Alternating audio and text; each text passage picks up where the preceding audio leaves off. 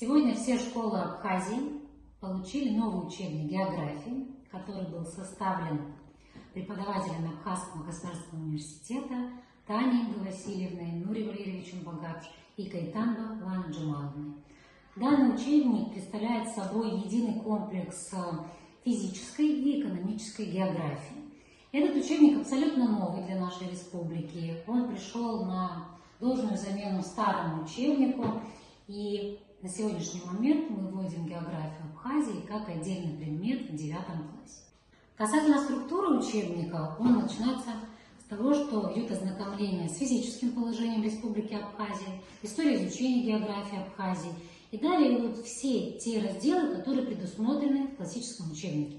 Это рельеф, климат и далее по порядку. Особенно хочется отметить, что в последнем разделе есть глава, посвященная особо охраняемым природным территориям, чем богата наша страна. И впервые мы здесь можем увидеть, где национальный парк Кудорское ущелье имеет место быть как уже то достояние, о котором дети должны знать в каждой школе. Перед тем, как данный учебник вышел в печать тиражом 6000 штук, материал учебника был просмотрен нашими ведущими географами страны, нашими преподавателями, и все содержание и структура учебника соответствует методическим нормам, и построен он абсолютно правильно.